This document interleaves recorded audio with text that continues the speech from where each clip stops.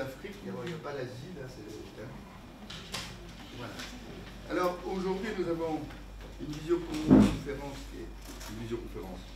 Oui, une visioconférence particulièrement intéressante. Je pense qu'elles sont toutes très intéressantes. Aujourd'hui, elles m'intéressent particulièrement, hein, parce qu'elles traitent de la tripano, et moi j'ai travaillé plusieurs années sur la tripano avec Gérard Rivalet. Oui. Voilà. Donc j'étais chef à beaucoup de la D'accord. Voilà. Donc, et on va vous présenter donc aujourd'hui M. Brice Rotureau. Je passe la parole à Oumaïna pour le présenter.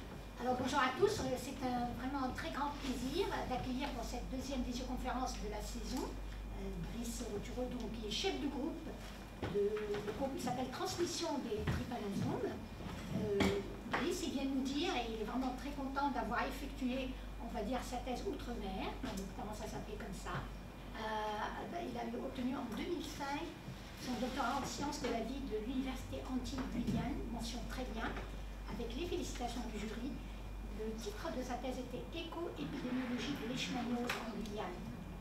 Et il est toujours parasitologue, et il travaille maintenant sur les trypanosomes.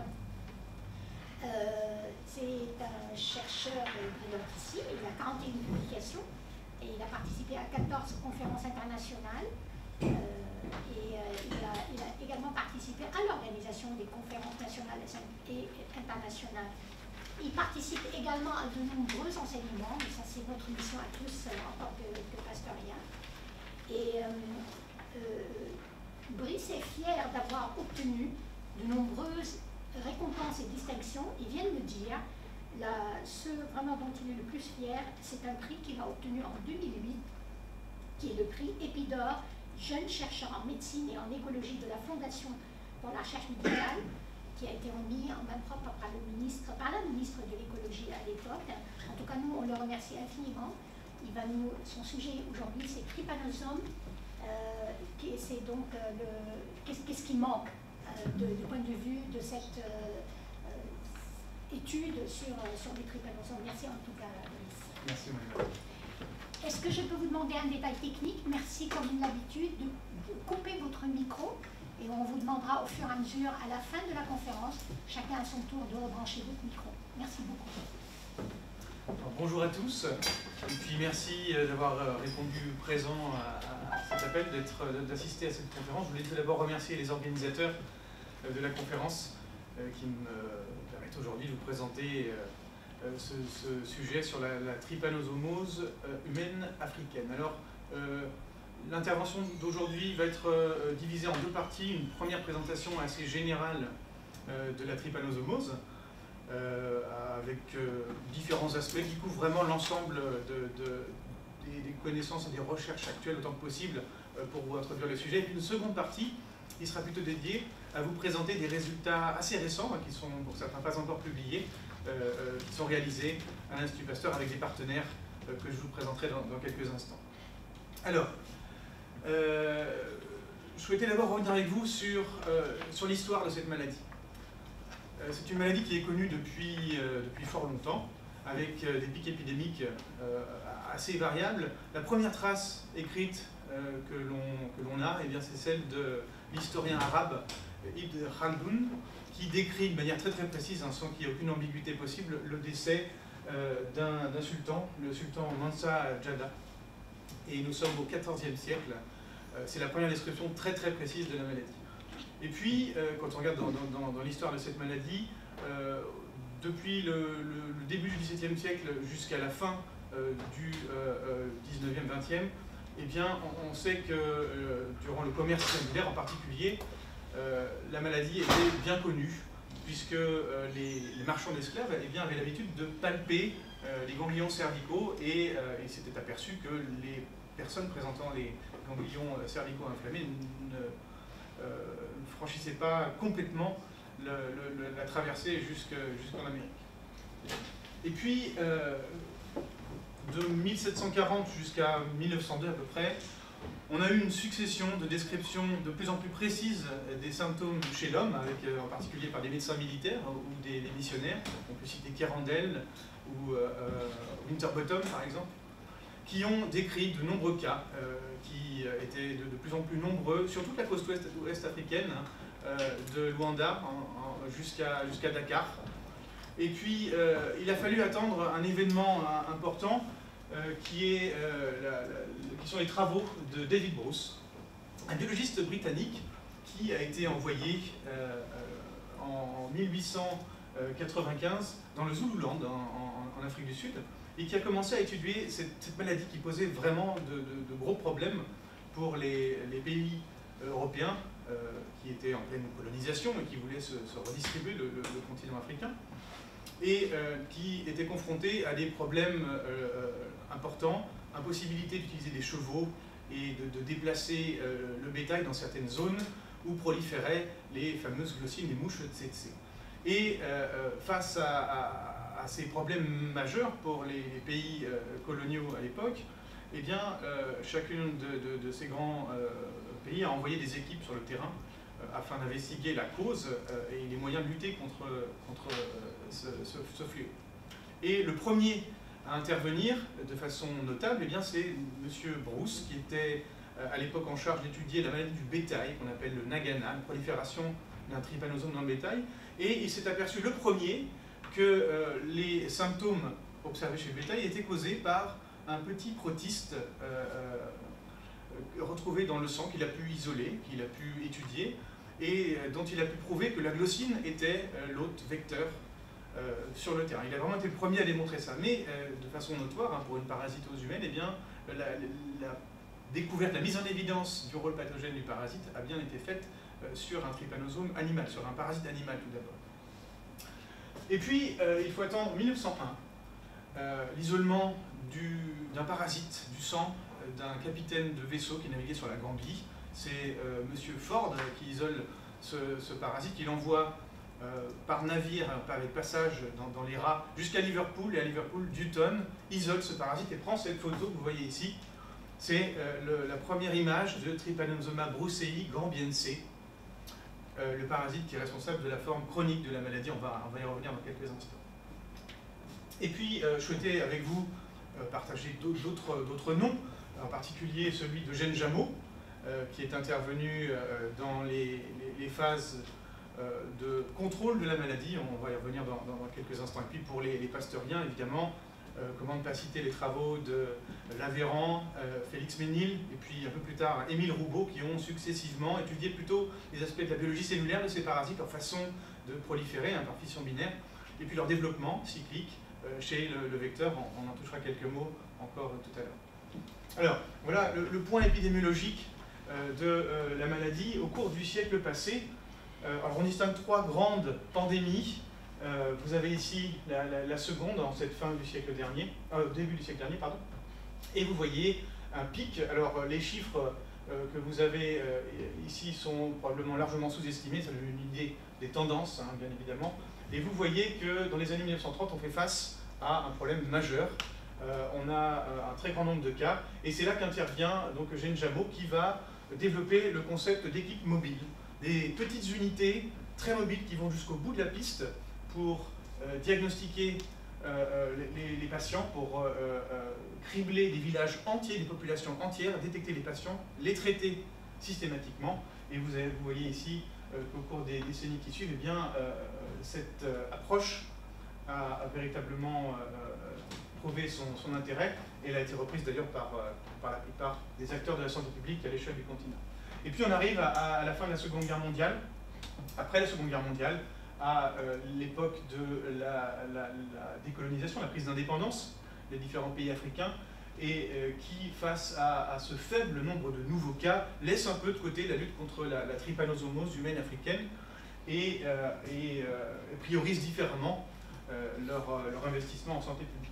Et on voit qu'après ce relâchement, eh bien, ni une ni deux, assez rapidement, on a une courbe épidémiologique, un nombre de cas qui augmente très rapidement, jusqu'aux années 2000, où l'OMS prend un peu le taureau par les cornes et crée une dynamique panafricaine avec les ministères de chaque pays de zone d'endémie, une véritable organisation très étroite, qui va permettre de lutter de manière très efficace. On verra la fin de cette courbe un peu plus tard, si vous le voulez bien, où nous sommes aujourd'hui arrivés à un nombre de cas qui est extrêmement faible, qui n'a jamais été aussi faible durant l'histoire connue de l'épidémiologie de la maladie. Voilà. Alors, le fait notable, bien évidemment, eh c'est celui-là. Qu'est-ce qui s'est passé? Comment est-ce qu'on a pu, en quelques années, après pourtant avoir systématiquement détecté et traité l'ensemble des cas humains, comment a-t-on pu observer ce genre de choses? Comment la transmission a-t-elle pu redémarrer? On en parlera un peu plus tard. Alors, pour vous rappeler, vous êtes, je pense, tous plus ou moins informés des grands cycles épidémiologiques de la maladie. On distingue deux parasites dans ce complexe d'espèces Trypanosoma brucei, deux parasites qui sont capables d'infecter l'homme. Le premier, c'est Trypanosoma brucei gambiense, qui circule en Afrique de l'Ouest, comme vous pouvez le voir, avec des foyers de transmission plus importants, en particulier en République démocratique du Congo et ici en Guinée.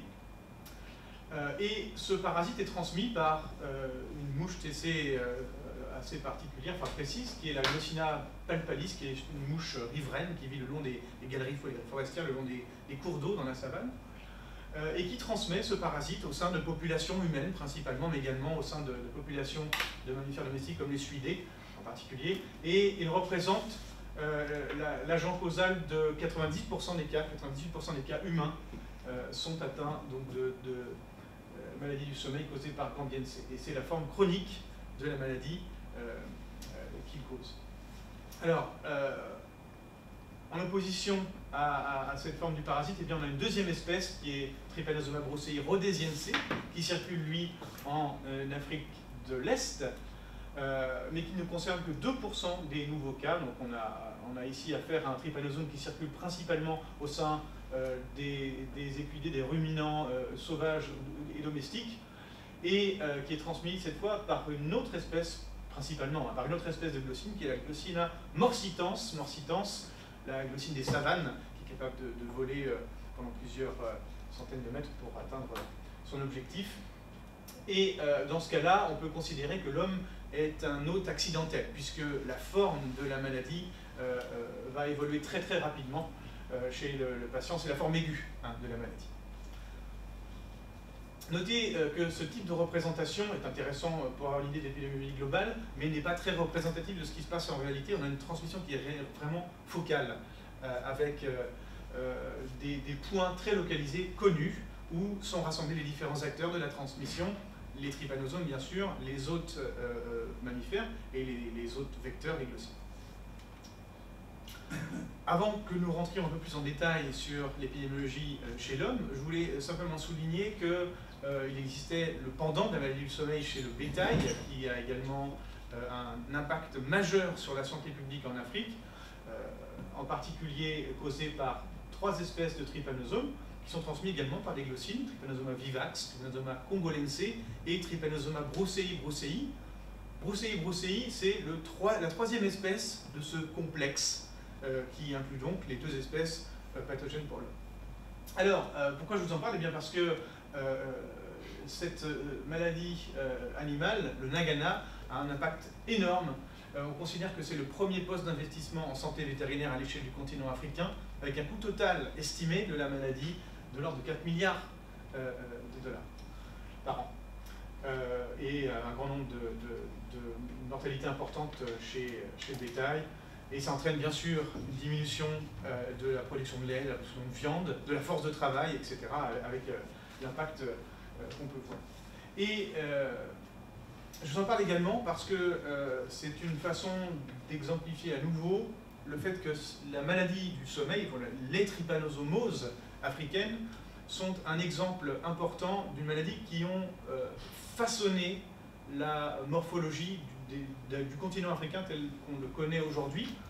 Tout d'abord parce que ça a impacté la façon dont l'Afrique et dont les grands centres urbains ont été aménagés sur le continent africain, qui correspondent à des zones où les tsetse ne circulaient pas. Et puis également, quand on regarde ici la carte de l'élevage africain, alors c'est une carte qui est un peu ancienne, mais vous en avez ici les tendances importantes qui se dégagent, avec en vert sur la carte les zones où l'élevage de bovins est intensif, en orange les zones où on a des mouches tsetse qui prolifèrent, et vous voyez que les 2 zones sont parfaitement exclusives. On a une exclusion complète de ces zones, là où la tsetse est présente et où les trypanosomes sont présents, il n'y a pas d'élevage possible à l'exception de la zone en rouge, ici, où on utilise des races bovines trypanotolérantes.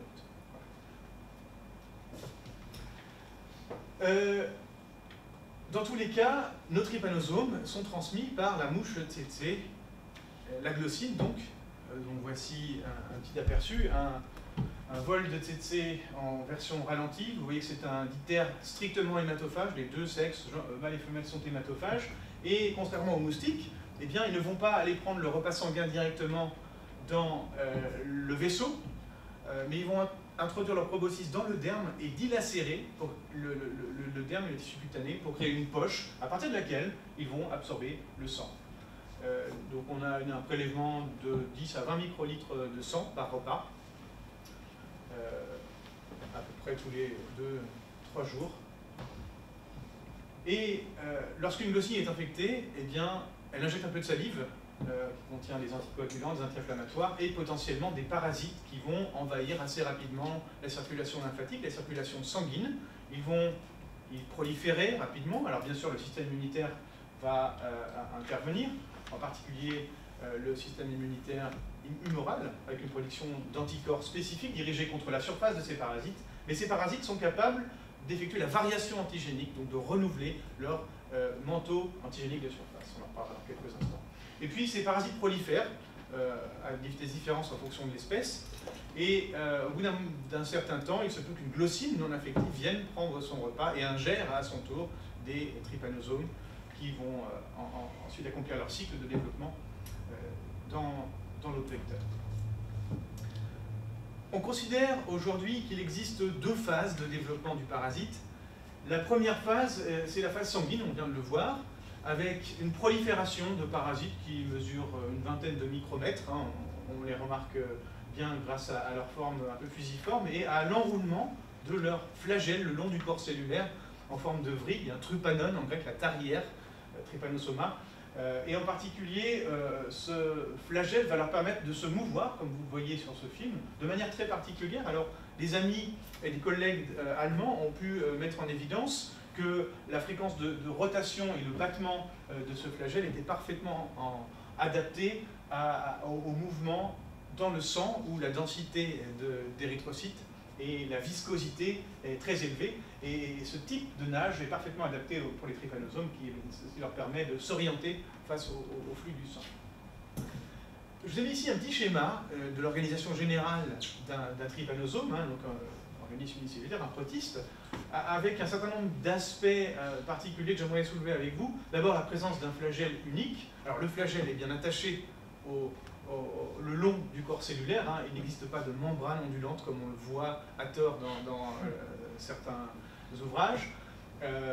L'ensemble de la surface de ce parasite est recouvert d'un manteau d'antigènes de surface, dont on reparlera. Et puis vous voyez que ce flagelle, eh bien, il pénètre dans la cellule au sein d'une zone spécialisée de la membrane plasmique qu'on appelle la poche flagellaire. Et c'est le seul endroit du trypanosome dans laquelle les échanges avec le milieu extérieur ont lieu. Donc tous les mécanismes d'endoexocytose ont lieu dans cette poche flagellaire. Le flagelle, il est connecté ici, de manière solide, à ce qu'on appelle le kinétoplaste. Alors kinétoplaste, le corps qui bouge, il s'agit du matériel génétique de la mitochondrie qui est condensé à cet endroit-là. Le parasite ne présente qu'une seule et unique mitochondrie, dont le matériel est situé ici. Et en fonction de l'évolution dans le cycle parasitaire, eh bien, ce kinétoplaste va se déplacer dans la cellule et grâce à ce positionnement, eh bien, on déterminera le type exact du stade du parasite, hein, et l'ensemble des noms barbares que nos étudiants doivent supporter, les tripomastigotes mésocycliques et autres épimastigotes, etc. Je ne rentrerai pas trop dans les détails aujourd'hui. Et une dernière petite chose assez étonnante, ce sont ces glycosomes, hein, des endosomes ultra spécialisés où sont concentrées toute la machinerie nécessaire à la glycolyse et la néoglucogénèse, éléments essentiels pour les parasites sanguins qui vont utiliser principalement le glucose comme source de carbone. Pendant cette première phase, nos trypanosomes vont se multiplier, proliférer par division binaire dans le sang des patients à plus ou moins fort bruit. Aujourd'hui, la plupart des patients ont des parasitémies très très faibles. et les parasites sont quasiment impossibles à détecter avec les moyens actuels dans le sang. La deuxième phase, après l'injection par la glossine, la pénétration dans les vaisseaux sanguins en particulier, la prolifération, la deuxième phase va avoir lieu selon l'espèce, on l'a vu tout à l'heure, très rapidement pour Trypanosoma brucei rhodesiense et un peu plus longuement pour Gambiense. La deuxième étape va être l'invasion du système nerveux central avec deux aspects bien distincts. D'abord, la prolifération des parasites dans les vaisseaux sanguins au niveau de l'encéphale en particulier, ici, qui va entraîner une inflammation très importante. Les parasites, on le sait, sont également capables de produire des prostaglandines qui vont encore accentuer l'inflammation. Et le deuxième aspect de cette invasion, eh bien, c'est le passage de la barrière hématoméningée. On ne sait pas très bien comment ça se passe. On pense que les parasites suivraient les leucocytes qui passeraient cette jonction et cette barrière hématoméningée. Et donc on a dans ce cas-là en particulier un tropisme des parasites pour certaines régions du cerveau, le plexus choroïde, et puis les noyaux périventriculaires. Et ces noyaux périventriculaires sont pour certains... d'éteindre vos micros, s'il vous plaît. Merci. Les noyaux ciblés par les parasites sont en particulier responsables de la gestion de l'organisation des rythmes veille-sommeil. Alors, à tort, les premiers observateurs des villages entiers de sommeilleux sur le terrain ont été confrontés à des populations complètement hébétées, presque comateuses. Les perturbations causées par le parasite sont en réalité des perturbations de l'ordre d'une quinzaine de minutes, avec un dérèglement de ces rythmes veille-sommeil et un passage de l'étape veille à sommeil toutes les 15 minutes tout au long du cycle circadien. Vous imaginez bien sûr l'impact sur la vie des patients. Voilà, ce second stade, en l'absence de traitement, est quasiment fatal dans 100% des cas. Et donc il est atteint au bout de quelques années, quelques mois, quelques années avec Gambiense, et au bout de quelques semaines pour Rhodesiense, pour la forme aiguë. Les symptômes qui en résultent, eh bien, ce sont les suivants. On a tout d'abord quelquefois un chancre d'inoculation. On a vu que la glossine était non pas solénophage mais telmophage. Elle va broyer, dilacérer les tissus et créer donc une zone, un foyer inflammatoire, et où peuvent proliférer les parasites. Ça va entraîner la production d'un chancre. Et puis vont pouvoir être présents des épisodes de fièvre intermittente non organisés, des céphalées, et puis plus ou moins d'épisodes fébriles, lymphadénopathies qui sont présentes dans un très grand nombre de cas, et puis une santé qui se détériore au fur et à mesure, avec encore une fois une dynamique de l'évolution de ce tableau clinique, variable en fonction des deux espèces, lent pour Gambiense et rapide pour Rhodesiense.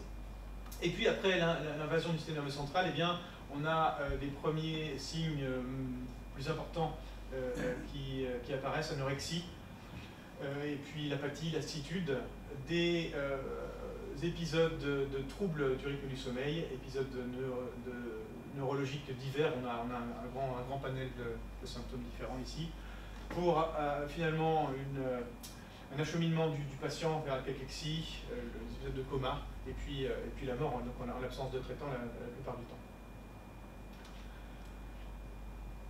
Alors, pendant que le parasite est présent dans les fluides, dans la circulation sanguine et la circulation lymphatique, il va devoir se défendre contre l'hôte, et en particulier, on l'a évoqué tout à l'heure, par un mécanisme très sophistiqué de variation antigénique. En effet, chaque cellule, chaque parasite va exprimer à sa surface 10 millions de dimères de cette glycoprotéine variable de surface, qui est représentée ici, attachée à la membrane plasmique.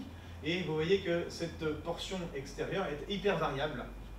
À un moment donné, une cellule va exprimer 10 millions de copies identiques de cette protéine. Alors bien sûr, ce manteau de VSG, qui si densément compacté, empêche la reconnaissance d'autres protéines qui sont situées dans la membrane mais qui sont cachées par le manteau. Eh bien, ce manteau de protéines, lui, va être connu par le système immunitaire, en particulier avec la production d'IgM et d'IgG spécifiques. Et on s'est aperçu que le parasite était capable de détruire ces immunoglobulines, et en particulier en renouvelant l'ensemble de son manteau, l'ensemble de ses protéines VSG en environ 140 secondes, comme vous montre cette illustration. Donc on a un renouvellement très régulier, très rapide de l'ensemble de ce manteau de surface. Alors vous imaginez que ça a un coût pour le parasite, hein. C'est un effort immense que d'effectuer ce renouvellement. Pourquoi fait-il ça? Eh bien, ça lui permet de survivre. Et là, on va parler à l'échelle de la population. Vous avez ici un graphique qui représente l'évolution de la parasitémie en fonction du temps, donc le nombre de parasites qui prolifèrent par milliers de sang. C'est un schéma assez classique que vous retrouvez dans tous les livres d'école, hein. On a ici les parasites qui vont proliférer, se multiplier et qui vont finalement être reconnus par le système immunitaire, qui va finir par détruire cette population, mais de manière tout à fait aléatoire. Certains parasites de cette population vont changer le type de VSG à leur surface et vont ensuite proliférer à leur tour avant d'être reconnus par le système immunitaire, etc., etc. Ce sont les vagues de la variation antigénique qui va pouvoir permettre aux parasites d'échapper au système immunitaire.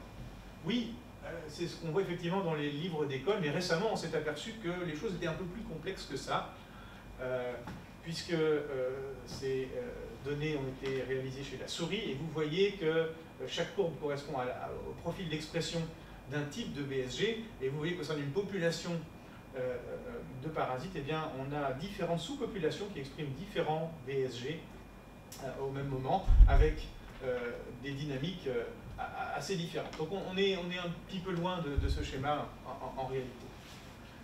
Alors on comprend bien, quand on voit ce type de schéma, qu'il est difficile d'envisager un vaccin contre les trypanosomes en ciblant ces VSG, en ciblant une molécule membranaire, les trypanosomes.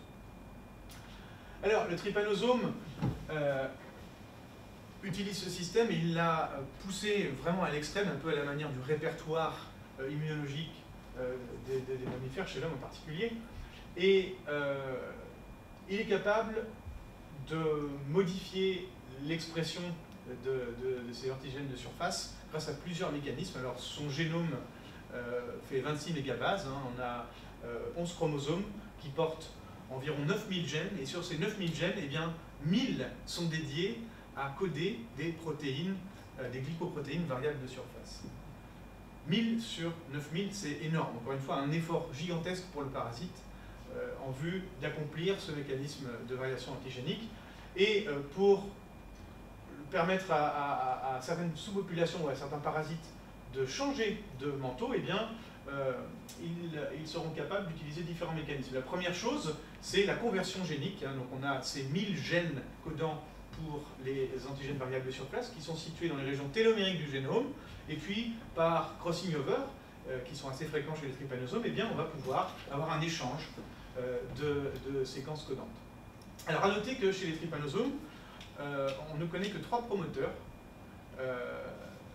et en particulier un est dédié à l'expression de ces VSG. Et ces promoteurs sont situés sur une quinzaine de sites d'expression dans le génome, et un seul de ces 15 sites d'expression est actif à un moment donné, celui-ci. Ce site d'expression va exprimer ici le VSG 221, et à un moment donné, par crossing over, eh bien, on aura un échange de la séquence codante pour ce VSG, qui permettra au parasite de changer sa surface. Un deuxième mécanisme concomitant, eh bien, c'est l'échange de télomères, donc des fragments de génétique plus conséquents. Et puis enfin, il suffira simplement au trypanosome de rendre inactif le site d'expression à un moment donné pour en activer un autre qui portera une séquence codant ici pour un VSG différent. Donc 3 mécanismes concomitants qu'on étudie actuellement à l'Institut Pasteur, hein. C'est l'équipe de Lucy Glover qui essaie de comprendre ces mécanismes en ce moment. Et si on fait la combinaison de l'ensemble de ces mécanismes, de la multiplicité des copies et de la fréquence de renouvellement, on s'aperçoit que c'est un système qui est très bien rodé et qui est essentiel pour le parasite. Voilà, la variation antigénique. Un deuxième système dont je souhaitais vous parler, qui a fait l'objet de recherches importantes par l'équipe d'Étienne Pays en Belgique, concerne le facteur lytique des trypanosomes. On sait que les trypanosomes ont besoin d'hème pour se développer, et on sait également que l'hème dans le sérum est transporté par des lipoprotéines de haute densité, hein, les HDL. Certaines d'entre elles sont également porteuses d'une protéine qu'on appelle ApoL1, l'apolipoprotéine L1, qui fait partie de ces complexes. Et on sait que ces complexes sont toxiques pour les trypanosomes, en particulier pour Trypanosoma brucei brucei, hein, la troisième espèce du complexe qui n'est pas infectieuse pour l'homme, seulement pour le bétail. Et notre équipe, l'équipe d'Étienne Pays, a découvert comment ce mécanisme était possible. Et on s'est aperçu que le trypanosome, alors pour des raisons de simplicité ici, on nous a représenté simplement cette protéine ApoL1 et pas l'ensemble du complexe, hein, qui est ingéré par le trypanosome. Entrée de cet ApoL1 dans le sérum via la poche flagellaire, qui va être internalisée dans le trypanosome.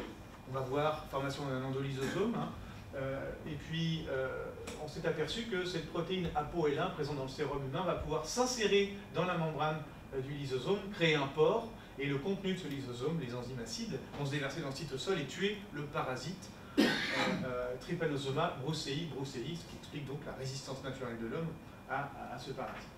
Qu'en est-il des deux autres espèces du complexe? Eh bien,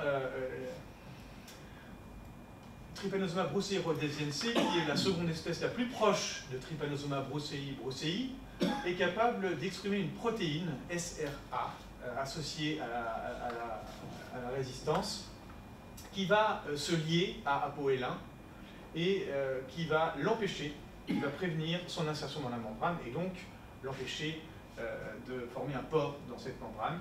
ApoL1 va ensuite être dégradé. C'est le mécanisme de défense mis en place par Rhodesiense. En parallèle, Gambiense, lui, a mis en place un autre mécanisme un peu différent, avec l'expression d'une protéine TGSGP, qui va venir s'ancrer dans la membrane de l'endolysosome et entraîner une rigidification de cette membrane. Et cette rigidification va empêcher ApoL1 de venir s'insérer et de créer un pore à nouveau. Donc on a deux mécanismes tout à fait distincts et originaux qui expliquent la résistance naturelle de Rhodesiense et Gambiense au sérum humain et aux facteurs tripanolytiques présents dans le sérum humain. Et ce qui est formidable, eh bien, c'est que cette protéine SRA et cette protéine TGSGP, eh bien, on les a étudiées un peu plus en détail et on s'aperçoit que SRA est capable de lier ApoL1 via une hélice très particulière et que TGSGP est capable de se fixer dans la membrane via une zone d'insertion, une zone d'ancrage très particulière que l'on retrouve dans un VSG. On a ici une adaptation de la protéine VSG au cours du temps pour des usages très particuliers en fonction des espèces qui vont aller dans la même direction, c'est-à-dire permettre aux parasites de résister. Donc on voit encore ici dans cet exemple l'importance des VSG pour la survie du parasite. De façon concomitante, nos parasites, on retrouve ici notre schéma de la variation antigénique, vont proliférer en exprimant par population des types de VSG spécifiques, mais ce n'est pas tout. Au même moment, à partir d'un certain niveau, d'une certaine densité de population, les formes de parasites prolifératives vont également produire dans le fluide corporel ce qu'on appelle le Stumpy Inducing Factor, le facteur de différenciation des Stumpy. Les Stumpy, ce sont ces formes qui, au pic de parasitémie, vont représenter presque 99% de la population. Et ces formes-là, elles sont arrêtées en G1, donc elles sont non prolifératives, et surtout, elles sont préadaptées à la transmission par la glossine. Elles expriment tous les ARN messagers nécessaires pour leur développement ensuite dans la glossine. En revanche, elles sont incapables de revenir en arrière et au bout d'un certain temps, elles vont disparaître naturellement et laisser place à une nouvelle population de formes prolifératives qui vont à nouveau toutes se différencier, etc., etc. Si une glossine naïve venait à se nourrir sur l'hôte à ce moment précis où la plupart des formes sont dites stumpy, préadaptées à la transmission, eh bien le parasite pourrait se développer dans l'intestin de la mouche en forme procyclique et puis suivre le cours de son développement cyclique dans la mouche qui est très long, on en reparlera dans quelques instants. Voilà. Donc un certain nombre de mécanismes qui sont actuellement en cours d'étude dans différents laboratoires et au sujet desquels il nous reste encore beaucoup de choses à découvrir et la complexité et l'extrême adaptation de ces parasites ne cesse pas de nous surprendre. Nos parasites sont donc dans la mouche. Alors je vous ai représenté ici les deux formes dont nous parlions, la forme proliférative, la longue forme proliférative, et puis les formes trapues qui sont préadaptées à la transmission par la mouche tsetse. Comme je vous l'ai dit, les mâles et les femelles sont hématophages et vont pouvoir, de ce fait, transmettre les parasites tout au long de leur vie. Mais avant cela, il va falloir que le parasite se développe.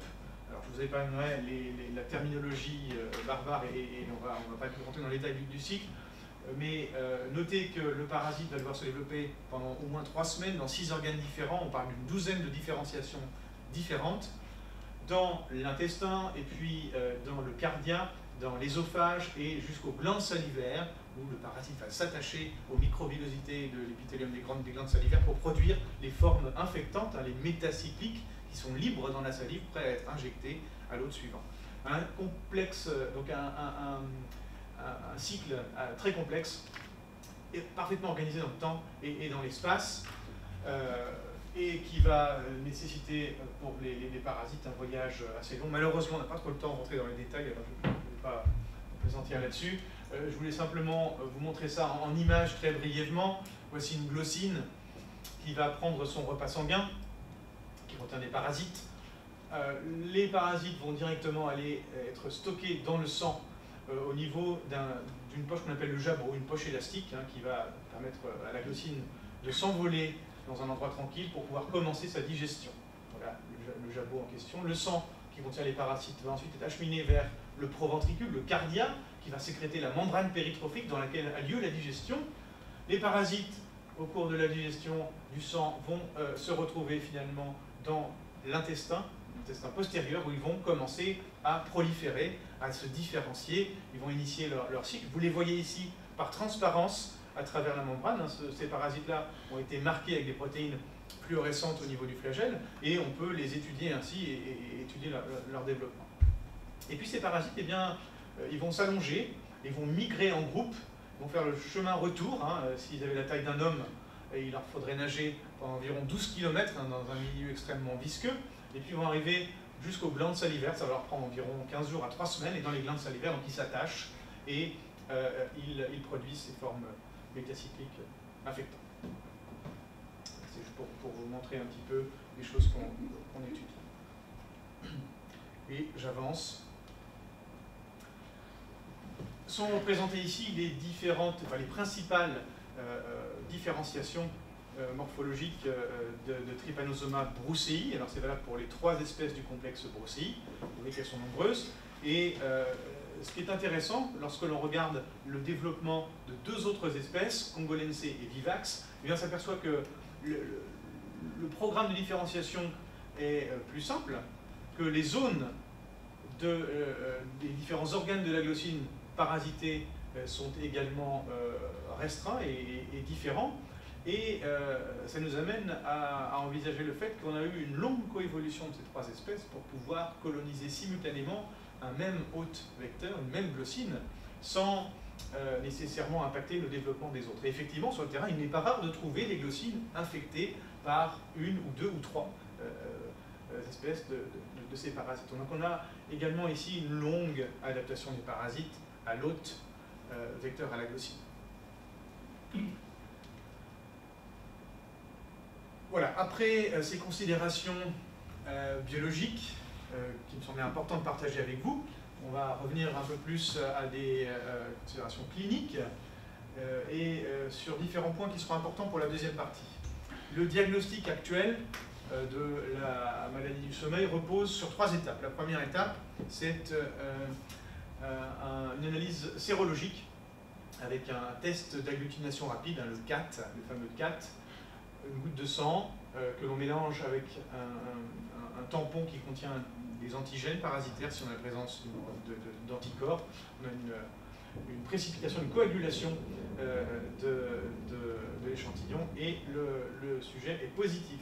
S'il est positif, il va falloir dans un second temps le confirmer. La confirmation en parasitologie, eh bien, c'est toujours la même. C'est une confirmation microscopique, observation au microscope de fluides biologiques, du sang, mais je vous ai dit tout à l'heure qu'aujourd'hui c'est devient plus compliqué, parce que les concentrations des parasites, les parasitamides sont très très faibles. Donc on va plutôt utiliser des prélèvements ganglionnaires, des aspirats, et on va essayer de mettre en évidence la présence de parasites vivants dans ces fluides biologiques. De plus en plus, on va même les concentrer dans des capillaires ou par centrifugation dans différents types de colonnes, etc.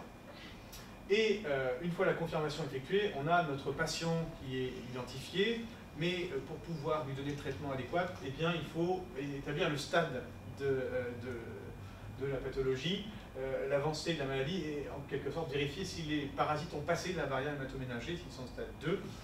On va donc effectuer une ponction lombaire et on va à nouveau vérifier la présence de parasites ou le taux d'inflammation dans le liquide céphalorachidien. Et en fonction de ça, on va pouvoir choisir le traitement adéquat, ce qui est important parce que le panel thérapeutique à disposition n'est pas extraordinaire aujourd'hui. Je vous ai mis ici un résumé. On a des posologies et des indications qui sont spécifiques en fonction de l'espèce et en fonction du stade. Donc pour ganglienne C, en stade 1, c'est de la pentamidine, principalement intraveineuse, mais il nous faut un traitement sur 7 jours, donc qui nécessite quand même une hospitalisation du patient. Et pour le second stade, ça devient plus compliqué. Alors aujourd'hui, on a mis en place des traitements dont les effets secondaires sont restreints, mais qui nécessitent toutefois à nouveau une hospitalisation du patient pour au moins de 10 à 14 jours, ce qui est assez long, avec une combinaison nifurtimox et fluoxétine mise en place par BNDI en particulier. Et pour des INC, on a suramine en stade 1, donc la fatigue au sanguin, et pour le second stade, là c'est beaucoup plus problématique puisqu'on utilise toujours le mélarsoprol, hein, qui est un dérivé arsenical dont on sait qu'il tue 10% des patients. Voilà, donc on a des traitements qui ne sont pas vraiment adaptés. Notez que Sanofi et DNDi, entre autres, sont actuellement en cours d'étude. On a différents essais de phase 3 qui sont en activité pour de nouvelles molécules, le fexinidazole, et puis l'acosiborol, qui serait, j'espère dans quelques années, la molécule miracle, hein, avec une seule dose Péros, capable de tuer l'ensemble des populations parasitaires d'un but. Voilà. En parallèle à ces missions de screening de population, de traitement, de suivi des malades, eh bien, on considère aujourd'hui que la lutte antivectorielle est un élément important et qui est mis en place dans de nombreux foyers. Ça fonctionne assez bien, en particulier avec le développement assez récent de ces écrans imprégnés d'insecticides que vous voyez ici. Alors ça, c'est un grand modèle, hein, mais on fait aujourd'hui des tout petits écrans dont la taille est optimale. On peut même mettre sur des bateaux, c'est le cas dans la mangrove en Guinée, ou le long des champs. Donc quand ils sont disposés de manière très précise, hein, eh bien, on a pu observer des effets très significatifs. Alors ils sont bleus ici parce que la glossine est attirée par une longueur d'onde spécifique, le bleu royal. Elle est attirée de très loin et puis elle va ensuite se poser sur les bandes noires du piège et être donc, détruite par l'insecticide. Alors c'est une méthode qui est intéressante parce qu'elle est mise en œuvre à moindre coût, et puis ce sont les populations qui prennent en charge le renouvellement des écrans. Une seconde méthode, ce sont les trappes, les pièges biconiques, qu'on utilise un peu moins aujourd'hui. Et puis, dans certaines zones où les populations glossiniennes sont isolées génétiquement, eh bien, on peut envisager la technique de l'insecte stérile, le lâcher de mâles stériles. Pourquoi? Parce que lors du cycle biologique de la glossine, c'est le premier accouplement entre le mâle et la femelle qui va être important, puisque la femelle va stocker la semence mâle dans des spermatèques qui seront ensuite utilisés tout au long de la vie de la femelle pour relancer le cycle adénovivipare de la glossine. Et donc, en misant sur le fait qu'on puisse relâcher des mâles stériles, eh bien, ça permettrait petit à petit d'anéantir, de réduire drastiquement les populations leuciniennes jusqu'à interrompre la transmission. Et c'est ce qu'on fait en particulier dans les Niayes, aujourd'hui au Sénégal. Tout le monde a en tête l'exemple Zanzibar, mais qui est une île évidemment, qui a très très bien fonctionné. Voilà, donc une combinaison de lutte antivectorielle, de prise en charge de populations ciblées qui a très très bien fonctionné au cours des 20-30 dernières années et dont nous allons reparler dans quelques instants. Alors si on fait le point maintenant sur la situation actuelle, il reste encore un peu de temps. Voilà des données très récentes de la situation. Vous voyez, cette carte représente ici les différents foyers de transmission. On est, comme je l'avais mentionné tout à l'heure, assez loin de cette présentation par pays. On parle vraiment de foyers de transmission. Et je pense que, tout comme pour d'autres maladies à transmission vectorielle, il faut considérer chaque foyer de manière indépendante, parce que les caractéristiques éco-épidémiologiques du foyer sont en général assez spécifiques. Donc, des foyers qui sont connus depuis plusieurs siècles, mais qui sont toujours bien présents. Et aujourd'hui, grâce aux efforts conjoints des différentes ONG, des ministères de la Santé et de l'Agriculture africains des pays en question et les ONG, eh bien, nous sommes arrivés à un nombre de cas qui n'a jamais été aussi bas, de 1400 cas à peu près l'an passé, nouveaux cas en 2017. Et pour ces raisons très positives, l'OMS a décidé de cibler la maladie du sommeil, de cibler son élimination en tant que problème de santé publique pour 2020. Alors, en tant que problème de santé publique, ça signifie moins de 1 cas pour 10 000 habitants dans 90% des zones d'endémie. Donc c'est une définition épidémiologique très précise. Et l'idée, c'est zéro transmission d'ici à 2030. C'est quelque chose qui peut être envisageable, mais peut-être nous faudrait-il toutefois auparavant considérer un certain nombre de questions qui restent non résolues. En particulier, pourquoi est-ce qu'on a une persistance de ces foyers historiques malgré de nombreuses campagnes d'éradication, malgré de nombreuses campagnes de lutte antivectorielle et en l'absence de preuves évidentes de rôle du réservoir animal ou de transmission horizontale ou verticale chez l'homme. On a des foyers qui existent, qui sont connus, et dans certaines zones, on peut dire que l'ensemble de la population a été criblé et est exempte de trypanosome à l'issue d'une campagne. Et pourtant, le parasite revient. Qu'est-ce qui se passe? Alors, une autre façon de voir les choses, c'est de considérer ce schéma d'évolution de la maladie. On a une personne qui est trypanolyse négative, sérologie, avec une sérologie négative, et une parasitologie négative, bien évidemment. Une glossine va venir injecter les parasites, la parasitologie va se positiver, et puis au bout d'un certain temps, la sérologie également, avec une évolution du stade 1 vers le stade 2, c'est le cas typique d'un patient de TH. Le problème, c'est que de plus en plus, on a des parasitémies qui sont indétectables chez ces patients. Où sont les parasites? La deuxième chose, c'est qu'on a également récemment mis en évidence, en particulier des collègues de l'IRD, la présence de cas qui vont bien être infectés par les parasites, qui vont positiver en sérologie, mais chez lesquels aucun parasite ne sera plus jamais détecté. Alors plus jamais, j'exagère.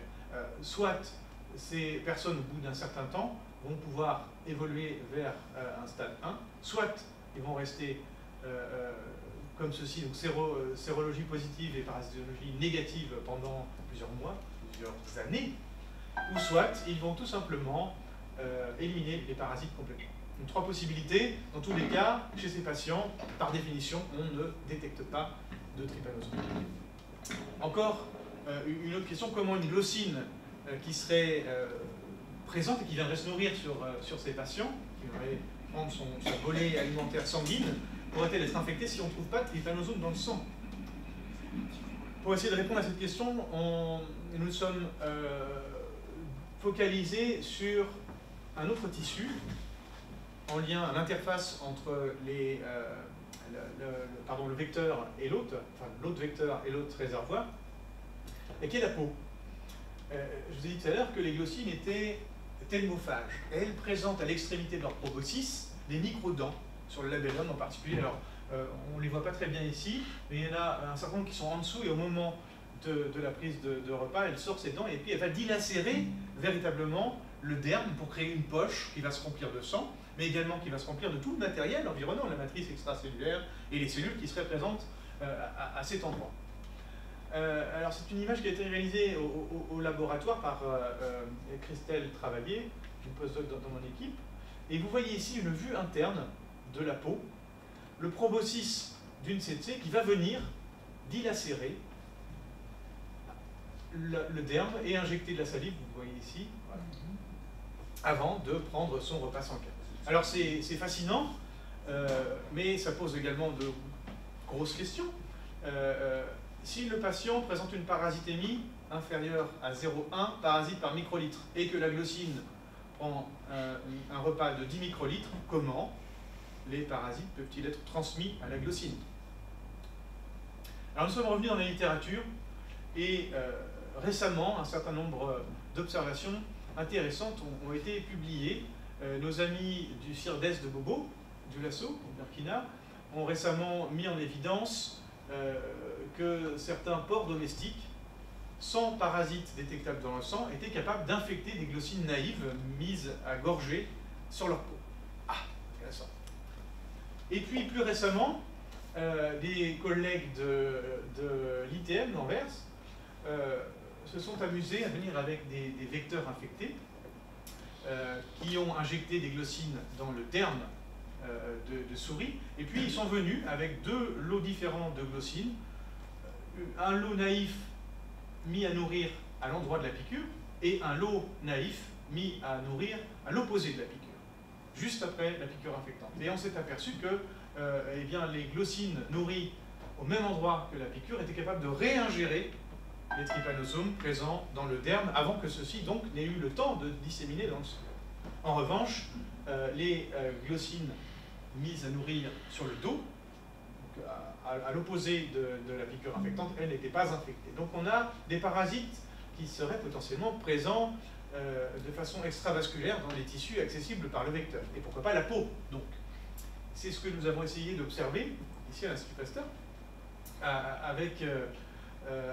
grâce à l'élevage qu'on a mis en place et à la production de trypanosomes qui sont à la fois fluorescents et bioluminescents. C'est-à-dire qu'on peut les suivre au cours d'infection du cycle complet à différentes échelles, dans le temps et dans l'espace.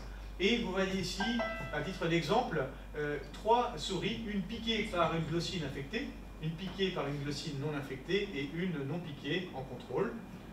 Et vous pouvez vous apercevoir à jours 6, 12, 20 et 26, au fur et à mesure de l'infection, eh bien qu'on a une évolution de la distribution des parasites qui est ici représentée par un niveau d'échelle de couleur. C'est la bioluminescence détectée qui reflète directement la quantité de parasites. Et eh bien, ces populations de parasites, elles évoluent en densité et en distribution au cours de l'infection.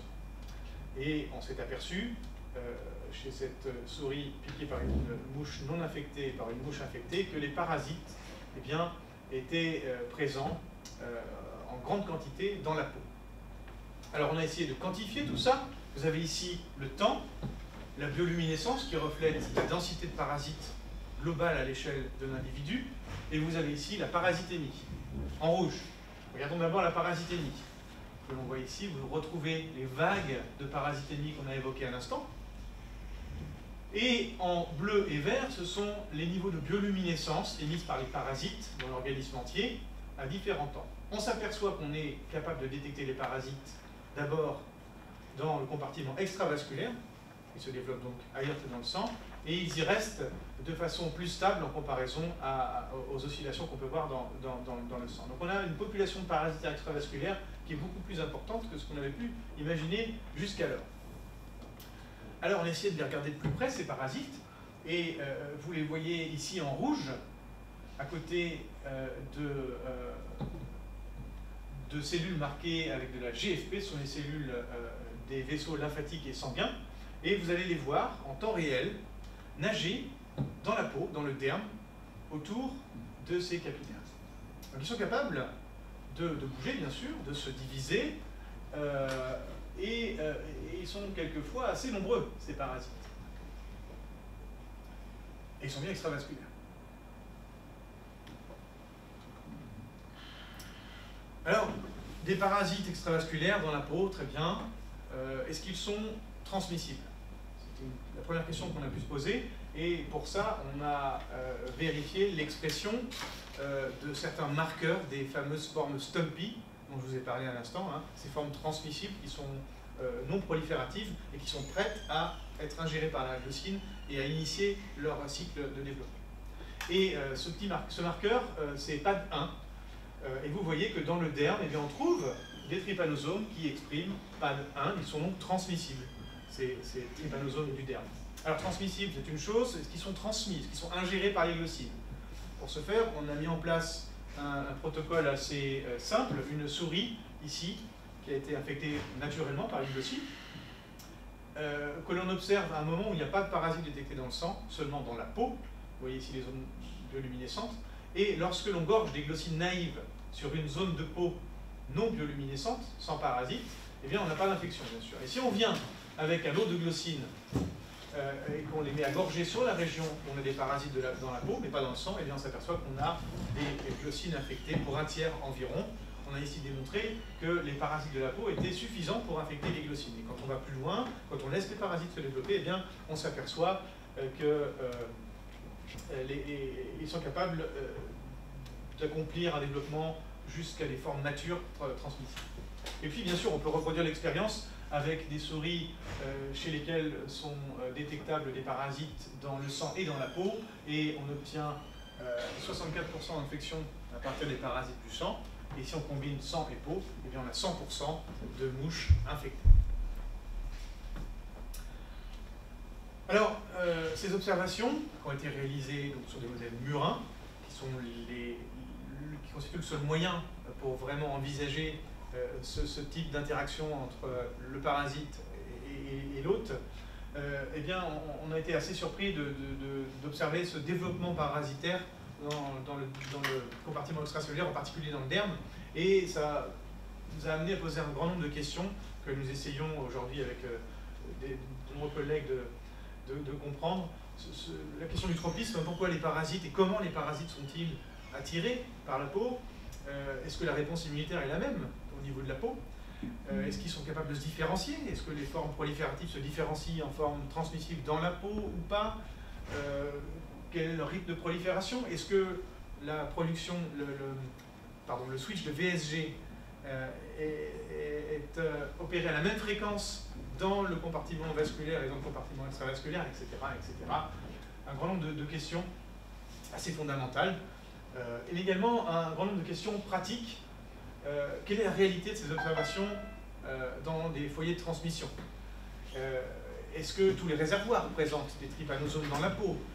Existe-t-il des méthodes de détection de ces trypanosomes cutanés? Voilà un grand nombre de questions que nous essayons d'envisager, et je voulais en particulier avec vous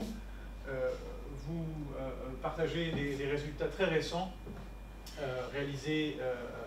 provenant d'une étude réalisée en Guinée avec le Programme national de lutte de Guinée. Et la question posée est bien celle de la prévalence de ces parasites cutanés dans les foyers de transmission. Alors, on avait initialement observé, dans le cadre d'une analyse rétrospective d'une banque de biopsies cutanées archivées après une campagne de criblage dans le cadre d'un dépistage onchocercose en République démocratique du Congo, on est venu relire ces 1100 lames, et puis dans certaines d'entre elles, eh bien, nous avons pu observer un certain nombre de formes qui pourraient tout à fait bien être des trypanosomes, en tout cas qui ressemblent fortement. Mais nous n'avons pas pu analyser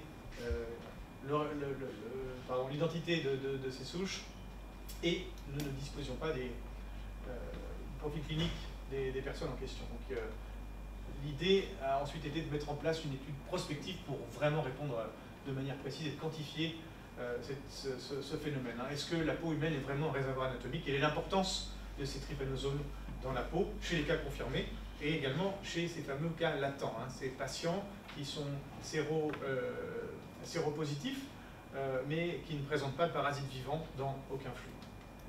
Alors nous avons contacté, nous avons interagi avec nos collègues de l'IRD de Montpellier, et puis une formidable équipe, celle du Programme national de lutte contre la THA de Conakry, et l'étude qui suit concerne ce district, celui de Forêt-Caria. C'est une étude qui a été réalisée juste après l'épidémie d'Ebola, au cours de laquelle il n'y a pas eu de suivi des patients de THA dans cette zone. Donc on a pu identifier un grand nombre de cas, comme vous allez le voir. C'est une région de mangroves avec des marigots et un petit peu de forêt tropicale. Et il n'y a pas de réservoir, d'autres mammifères réservoirs connus dans ce secteur, malgré l'abondance des chiroptères et des suidés sauvages. En avril-mai 2017, 23 villages ont été investigués. L'idée, bon, je vais passer rapidement sur ces considérations. L'idée, c'était de façon systématique, comme c'est le cas dans l'ensemble des activités du Programme national de lutte, d'effectuer un criblage sérologique de l'ensemble des populations des villages avec le CAT, suivi d'une confirmation parasitologique au microscope, observation de parasites après une centrifugation, à la fois dans le sang et dans les aspirats ganglionnaires, et puis en cas de positivité parasitologique, eh bien, un prélèvement de ponction lombaire pour caractériser le stade du patient. Voilà donc notre diagnostic. 5400 personnes ont été criblées dans cette étude, 28 cas confirmés ont été observés et 12 séropositifs, 12 cas de personnes positives en sérologie, négatives en parasitologie. Ça nous donne une prévalence de 0,52%, ce qui est assez élevé pour la THA. Et un certain nombre de patients ont été inclus dans l'étude. L'idée, eh bien, c'était d'effectuer un examen dermatologique très fin de ces patients et de faire une biopsie cutanée en vue de chercher des trypanosomes chez ces patients. Et ces biopsies ont été traitées par différentes méthodes, biologie moléculaire et puis immunohistochimie. Alors voilà les résultats. Je vous ai mis ici quelques images de ces prélèvements. Certains prélèvements ont été analysés directement sur place pour pouvoir donner, bien sûr, un diagnostic direct aux patients, c'est important. Voilà les résultats. Concernant les paramètres épidémiologiques, eh bien, rien de très net n'est ressorti, en raison en particulier de la petitesse des groupes. En revanche, les facteurs cliniques ont apparu être assez intéressants. La présence d'inflammation des ganglions cervicaux était largement démontrée et associée à la maladie. Vous avez ici les cas confirmés, stade 1 et 2, les cas latents et les contrôles. Voilà. Donc, inflammation ganglionnaire très significative. Et puis, à notre surprise, des facteurs dermatologiques à présence de dermatite étaient également associés à la présence des trypanosomes chez les cas confirmés et également, en moindre mesure, mais quand même chez les cas latents. Les résultats des différentes analyses. Alors, vous voyez, la trypanolyse, c'est la sérologie. Je ne vais pas rentrer dans les détails. Ce que je voulais vous montrer ici, c'est la biologie moléculaire, la PCR, sur les échantillons de sang et de peau. Vous avez ici les cas confirmés, avec 89% des échantillons positifs dans le sang, pour ces cas confirmés, 50% pour la peau. Et quand on regarde les latents, c'est là que ça devient très intéressant, aucun cas positif dans le sang, mais regardez, 63% des latents, de ces cas non confirmés, étaient positifs en PCR dans la peau. Alors, on est un peu plus loin, on a regardé directement sur les étalements de sérosité dermique et les appositions de sérosité dermique colorées au GEMSA sur le terrain, et dans certains cas, on a pu directement s'apercevoir de la présence de ces formes de trypanosomes sur les lames. Et puis, on a systématiquement marqué en laboratoire et observé des sections de lames de peau paraffinée au GEMSA en hématoxylinéosine et avec en particulier ces deux anticorps spécifiques de nos trypanosomes, l'anti-EG65 et l'anti-HSP70, et vous voyez donc les contrôles, et ici des cas confirmés en stade 1 avec des colorations très nettes ici. Alors, ce sont des coupes histologiques, on va s'attendre à voir des jolis trypanosomes alignés sur le plan de la lame. Hein. Ce sont bien sûr des sections de parasites que nous observons, mais on peut les quantifier.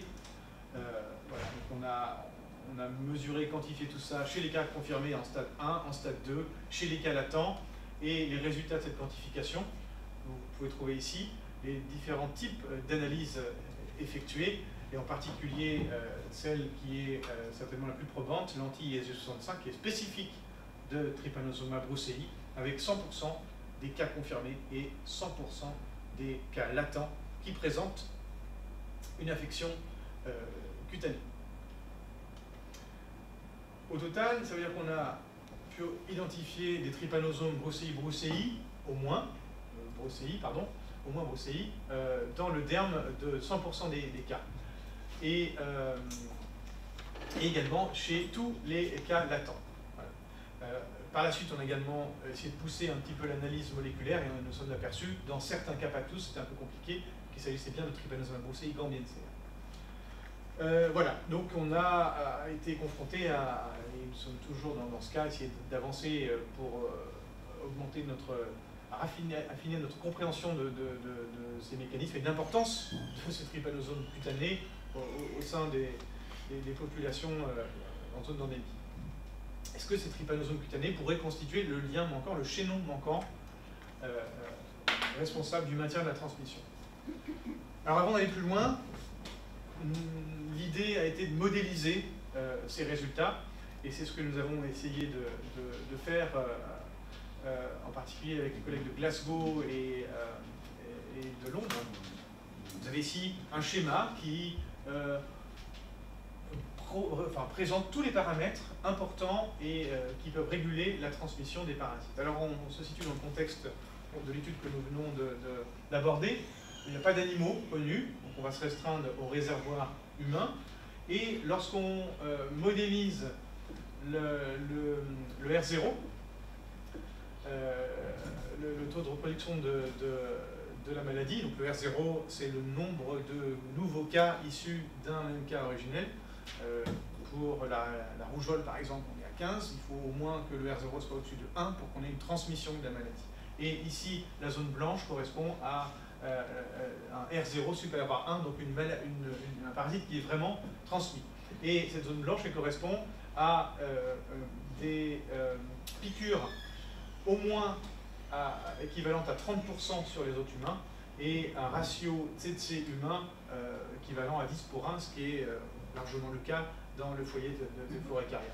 Et de manière plus fine, lorsqu'on regarde l'impact potentiel des différentes populations qu'on vient d'évoquer, donc les cas confirmés et les cas suspects latents, eh bien, cas confirmés en violet et cas latents en rose, eh bien, on s'aperçoit que pour atteindre le R0, dans le contexte de cette étude précise sur le foyer de forêt carrière avec les données que je viens de vous présenter, eh bien, les deux populations sont nécessaires pour expliquer le maintien de la transmission. Voilà. Donc ça reste très préliminaire, il va falloir bien évidemment aller un peu plus loin. Est-ce que c'est vraiment le cas pour toutes les infections latentes dans tous les foyers de gambiense, hein, il faudra vraisemblablement vérifier cela. Est-ce que les traitements utilisés aujourd'hui sont efficaces contre les parasites cutanés et est-ce qu'on pourrait trouver un moyen de détecter ces trypanosomes dans la peau pour faciliter le diagnostic qui est aujourd'hui un peu compliqué, en particulier les stades de prélèvement du liquide céphalorachique. Voilà. Alors, je voulais remercier l'ensemble des équipes qui ont contribué à cette dernière partie, en particulier l'équipe d'Annette MacLeod à Glasgow, le programme national de lutte contre la THA de Conakry, en particulier Souma Al-Sani et Mariam Camara, Dieudonné Mumba à l'université de Kinshasa, et puis mes collègues de l'IRD de Montpellier qui sont à Conakry et à Abidjan, Bruno Bucheton et Vincent Jamelot, et puis bien sûr mon équipe à l'Institut Pasteur dans le laboratoire dirigé par Philippe Lastin, Christelle Crène travaillé, et puis Stéphania Calpo-Alvarez. Puis je vous remercie à vous pour votre attention. Merci.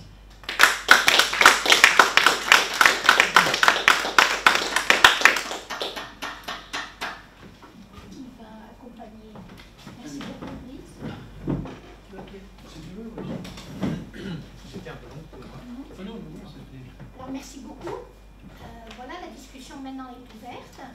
on va vous demander de... par exemple, M. Boris Enoxinzou, qui nous a contacté hier pour les connexions. Merci beaucoup d'avoir trouvé le moyen de vous connecter. Vous voulez bien nous dire, vous nous appelez d'où? Du Sénégal? Où est-ce que vous êtes? Du Sénégal? Du Sénégal. Je suis à l'Institut Pasteur de Dakar. C'est super. Alors, votre question, est-ce que vous avez des questions à M. Rotureau? Déjà, je vais remercier le présentateur. C'était une très brillante présentation. Et merci de nous avoir fait un résumé très clair de tout ce qui se passe, surtout en Afrique concernant la maladie du sommeil en grippe. Bon, moi, ma question, c'est concernant la relation qui existe peut-être entre le parasite ou bien le vecteur avec les arbovirus. Est-ce que vous avez essayé d'explorer un peu pour pouvoir avoir quelques résultats? Je sais pas. Alors, malheureusement, nos connaissances sur les interactions entre les arbovirus et les trypanosomes, ou en tout cas des études concernant des co-infections chez l'homme de ces deux types de pathogènes, sont rarissimes. En tout cas, bon, à ma connaissance, il n'existe pas très précisément sur les interactions biologiques entre ces deux pathogènes. Je sais qu'il y a des études qui sont menées plutôt concernant les vecteurs et l'impact de la présence de certains pathogènes sur la capacité vectorielle des vecteurs. Comment la présence de certains pathogènes pourrait moduler la réponse immunitaire des vecteurs et donc influer sur la capacité vectorielle de ces vecteurs et leur capacité à transmettre certains parasites comme les plasmodiums en particulier. Mais alors, pour répondre clairement à votre question, à ma connaissance, il n'y a pas eu d'études très précises menées pour mesurer l'impact de la présence de trypanosomes, par exemple, sur la prévalence de certaines arbovirus. Je suis désolé. Avez-vous d'autres questions? Monsieur Zinzou, d'autres questions? C'est fini. Merci. Alors, maintenant, on peut donner la parole à... Je vois deux dames. Si vous voulez bien nous dire d'où est-ce que vous êtes connectés, s'il vous plaît. Côte d'Ivoire? Non, je ne pense pas. Oui, c'est à vous, mesdames. Bonjour. Bonsoir. Nous sommes connectés de l'Institut Pasteur de Madagascar. Vous nous entendez? Super. Merci beaucoup d'être resté si tard. On a eu un petit problème de connexion, donc on a dû changer de machine. Ça nous a pris 20 minutes. On a manqué la première moitié de la présentation. En tout cas, merci d'avoir assisté. Cette belle présentation, c'est Inès, donc tu me connais très bien. Donc, voilà. Donc malheureusement ou heureusement, nous n'avons pas plutôt de trypanosome ici à Madagascar, nous n'avons pas de glossine. Donc c'était plus un intérêt scientifique de suivre les travaux sur trypanosome. Merci beaucoup, on n'a pas de questions. Merci Inès. Merci Inès, à bientôt. Maintenant on demande vous êtes, je vois une salle avec des fauteuils rouges et bleus. C'est en bas de mon écran. Oui, c'est à vous s'il vous plaît. Oui. Oui, c'est vous. Est-ce que vous voulez bien allumer votre micro parce qu'on ne vous entend pas? Voilà, et nous dire d'où est-ce que vous vous appelez, s'il vous plaît. Voilà, un souci d'écoute. On ne vous entend toujours pas. Est-ce qu'ils sont branchés? Ouais. Si, ben.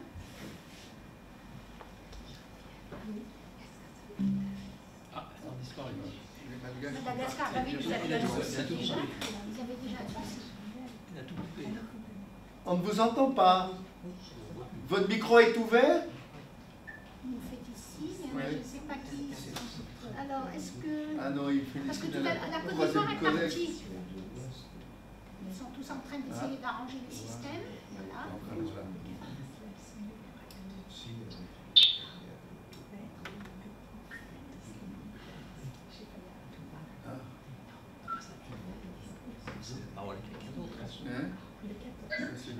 Non, parce qu'il faut un effort. Oui, est-ce que vous avez réussi à allumer votre micro? On entend qu'il parle de quelque chose. Voilà. Voilà. Vous voulez bien vous présenter et puis dites, essayez de présenter votre question, s'il vous plaît. C'est pas fort. Ah, on vous entend pas. On vous entend pas. Il y a une quatrième personne qui pose quelque chose. Ça marche pas. Ça va venir.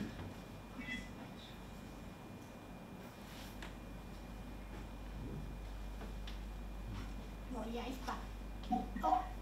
On va peut-être laisser la possibilité à Lucio Castellano de Paraíba du Brésil de nous poser ses questions. Et on revient vers vous après. Bonjour. Bonjour Lucio. Bonjour. Bonjour à tous. Merci pour l'opportunité. Merci pour la présentation. Félicitations pour la visioconférence. Et c'est un sujet que nous n'avons pas ici. Mais c'est bon pour nous. Et j'ai une question.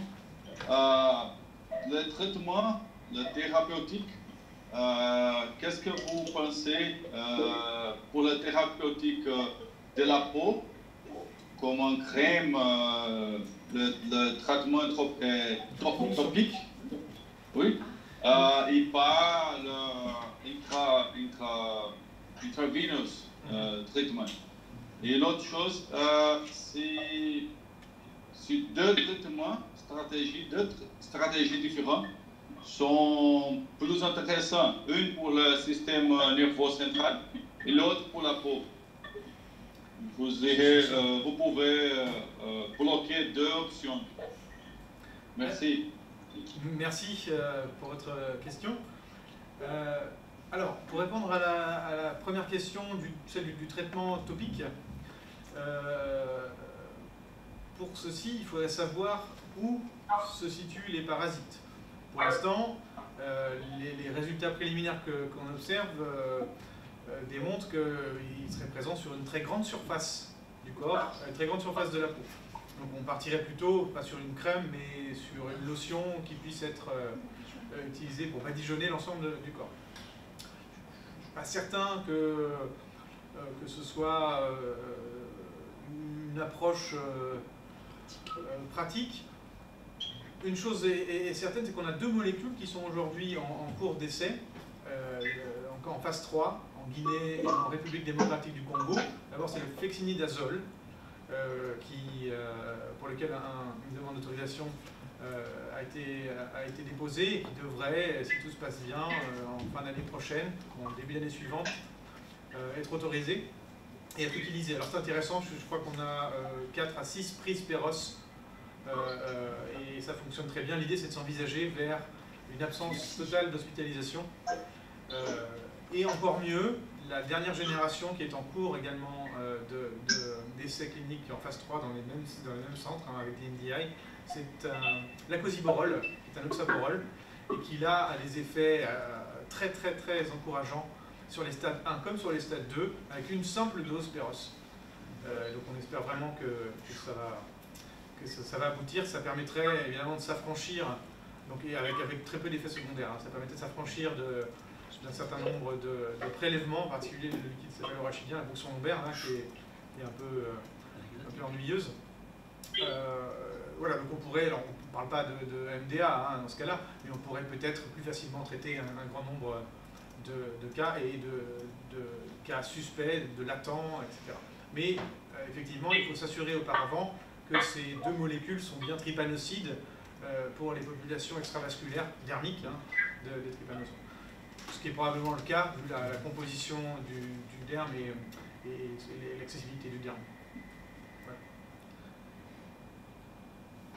Merci pour la réponse, merci pour la présentation. Félicitations aussi.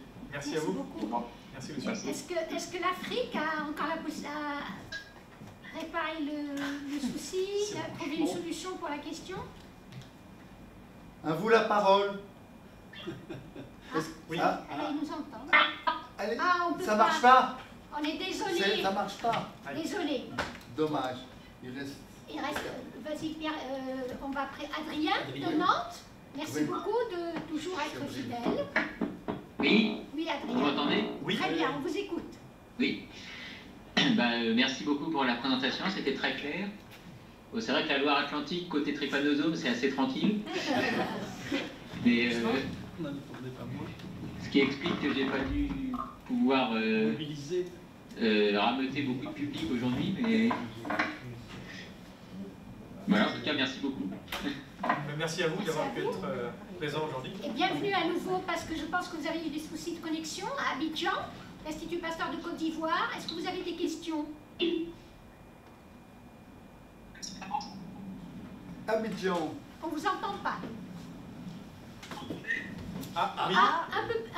Si vous voulez bien monter le son, si c'est possible. Très bien. Ouais, Un peu. Allez-y, essayez. Non. On n'a pas entendu. C'est compliqué.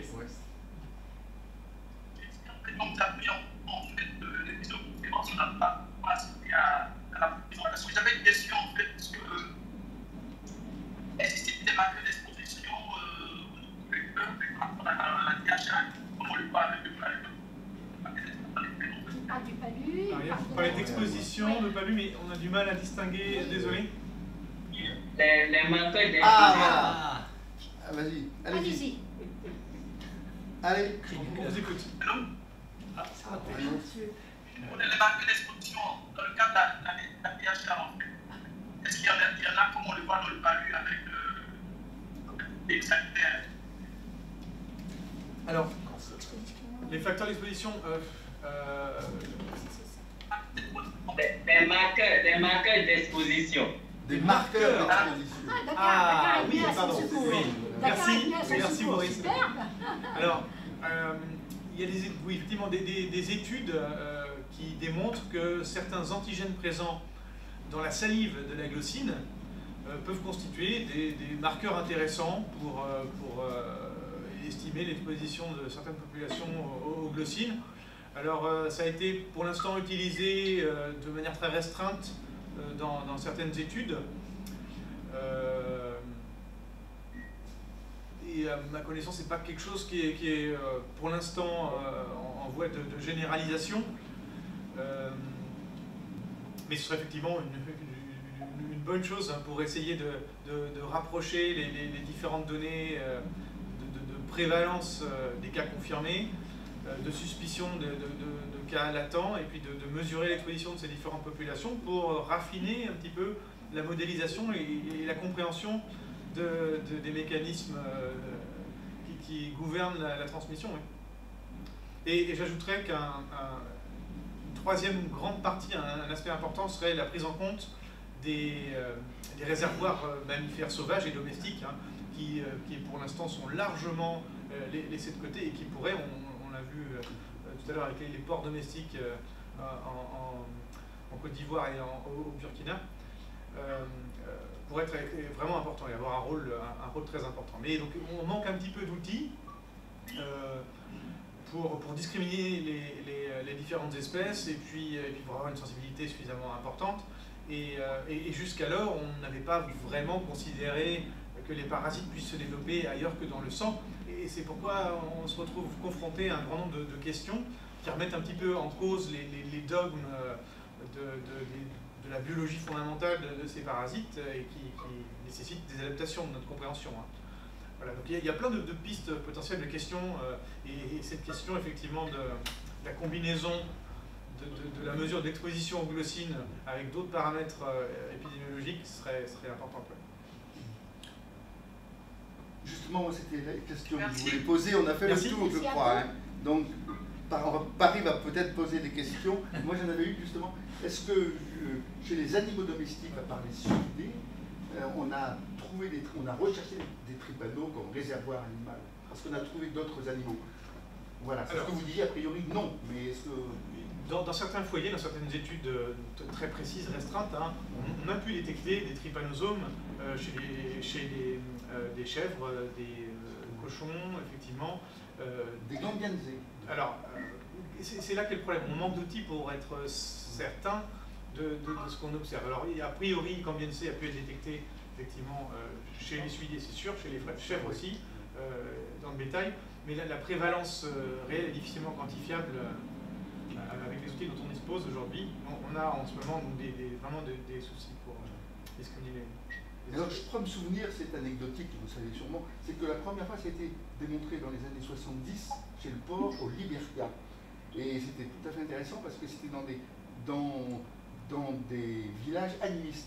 Il y avait des villages qui étaient musulmans, d'autres qui étaient animistes, bien sûr, dans les villages musulmans, pas un porc, et il n'y avait pas de tripano du tout, plus de tripano. Et la tripano persistait dans les villages animistes. Ah oui. Et c'est là qu'en cherchant, ils ont trouvé donc chez les cochons. C'est intéressant. Et alors, pour aller un peu plus loin, dans des zones où on a une déforestation importante en lien aux activités humaines, l'agriculture, etc., eh bien, on a également la conservation de zones forestières, de forêts sacrées, qui, en association avec la présence de suidés domestiques qu'on laisse divaguer dans ces forêts, maintient des noyaux de transmission où on a toujours maintenant des parasites, des glossines dans ces résidus forestiers, et puis des réservoirs qui font l'allée et venue entre la forêt et puis le village. Ouais. Tout à fait. Oui. Alice, moi j'ai une question, je vais peut-être manquer la compréhension. Quel est le devenir des parasites cutanés? Comment se fait le tropisme ménager si jamais ils aboutissent à la même forme de la maladie que tout le monde connaît? Alors, donc en d'autres mots, les vasculaires versus les extravasculaires. Les vasculaires vont dans le cerveau, ok, ça c'est la tripano que nous connaissons. je ne suis pas sûr qu'on puisse conclure de cette façon-là. On ne sait pas très bien aujourd'hui quelles sont les proportions de parasites vasculaires et extravasculaires à un moment donné. Pour ça, il faudrait suivre chez un patient l'évolution de ces différentes populations. Alors oui, mais donc chez la souris, on s'aperçoit qu'on a effectivement plus de parasites extravasculaires qui restent de manière constante dans la peau, qui produisent des formes transmissibles et qui sont détectées très très rapidement. Donc ça c'est une chose, mais ça reste un modèle murin et voilà, un modèle d'étude. Chez l'homme, on ne sait pas vraiment ce qui se passe. Alors, on peut imaginer des systèmes d'échange entre les deux compartiments intra- et extravasculaires en lien avec une réponse immunitaire de l'autre, bien sûr. Ce sont des questions qu'on envisage, évidemment. Et les génomes, c'est les mêmes? C'est vraiment les mêmes? Alors, les génomes sont a priori les mêmes. En revanche, la façon dont les gènes sont exprimés, les profils protéomiques sont vraisemblablement un peu différents. Et là, on commence déjà à regarder ça. Et là, voilà, on a commencé avec quelques hypothèses, quelques éléments de réponse qui, en particulier, concernent des adaptations métaboliques des parasites. Je ne dirais pas beaucoup plus, mais il semblerait qu'ils soient capables d'élargir leur source de carbone principale quand ils sont extravasculaires, qui s'adaptent en quelque sorte. Alors, est-ce qu'on peut imaginer que dans les fouilles résiduelles, comme on cherche maintenant à éliminer la maladie en 2000, non, pas. Zéro transmission en 2030. 2030, oui, parce que 2020 c'est dans 2 ans. Alors, en 2030, est-ce qu'on peut donc imaginer de faire des biopsies exemples, comme on a fait pour l'onchocercose? Exactement. C'est ce qu'il faudra faire. C'est ce qu'on essaie de tester aujourd'hui, de trouver un nombre de microbiopsies à utiliser, même plus les SNP, en mettant des méthodes de microbiopsie qui laissent des traces de la taille d'une piqûre de glossine en réalité, donc qui sont très bien tolérées. Chez les séropositifs. Voilà, pourquoi pas chez tout le monde, hein. Ça pourrait être plus simple que les chez tout le monde, ce serait mieux. Est-ce qu'il y a d'autres questions dans la salle? Excusez-moi, là, il y a un peu. Moi, j'ai une question. Geneviève. Non, la prévalence des dermatites chez les patients et la prévalence des dermatites dans le calaton. J'ai dû rater les chiffres, mais est-ce que vous avez vu une différence importante? Alors, et quel type de... C'est quoi ce mot? Il est en train de décrire quoi? Alors, dermatite, on a d'emblée choisi l'option de ne pas exclure de symptômes. C'est-à-dire qu'on a pris d'emblée toute dermatite confondue. Donc ça inclut également des scabioses, des dermatites atopiques, des dermatophytoses, etc. Et dans l'absolu, on a trouvé une association significative entre la présence de ces dermatites et l'occurrence, la présence de trypanosomes dans la peau. Et donc les chiffres pour cette étude, je ne les ai plus en tête, on peut en revenir si vous voulez.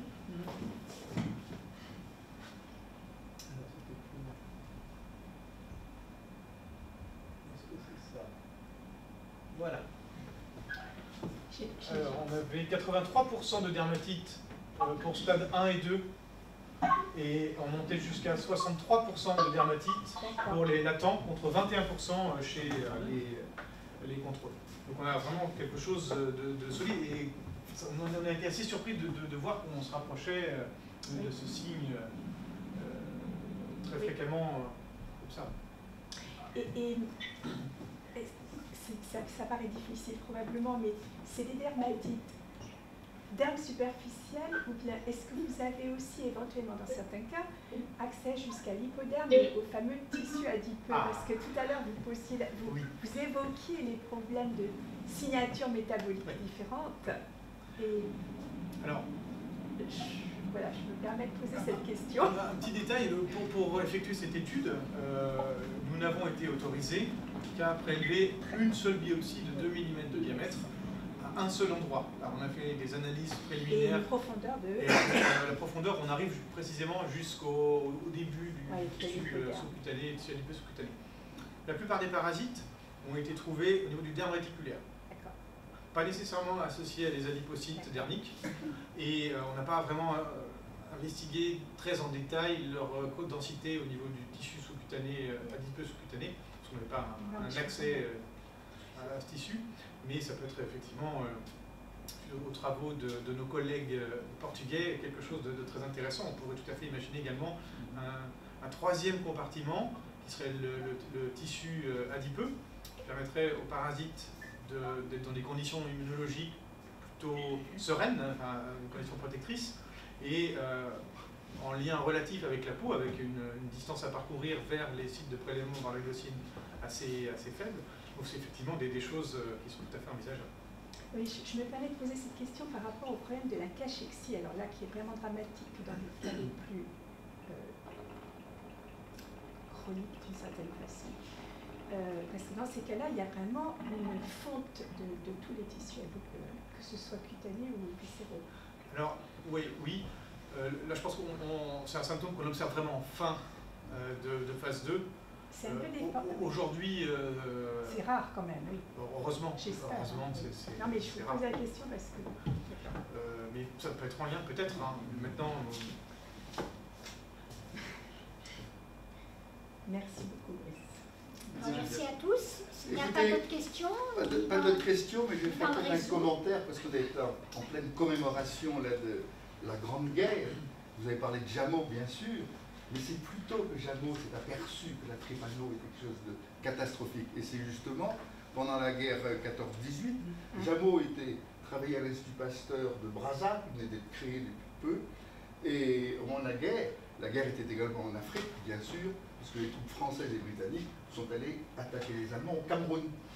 Et c'est en montant de Brazza pour aller au Cameroun, Jameau, donc, il a quitté son Institut Pasteur, on l'a affecté dans une unité combattante, il suivait donc les militaires, et en passant dans les villages, il a été effaré, parce qu'à l'époque, il n'avait pas encore en brousse les médecins, vous savez, les médecins suivaient autour, il n'y avait pas encore de système dans la brousse, et il a été effaré de voir tous ces villages de Brazza au Cameroun, où après ça avait une œuvre considérable, vous savez, au Cameroun, qui était complètement en train de mourir et de s'effacer de la carte. Et donc c'est en revenant qu'il a commencé à mettre en place ces équipes mobiles et qu'il est allé travailler au Cameroun. En Bangui-Chari d'abord. D'abord en Bangui, c'était à Bangui, oui. En Bangui-Chari d'abord, oui, il était revenu au Bangui-Chari d'abord et après au Cameroun. Voilà. Merci de revenir sur ce grain d'histoire très très important. Merci à vous tous, merci encore Brice. Merci à vous.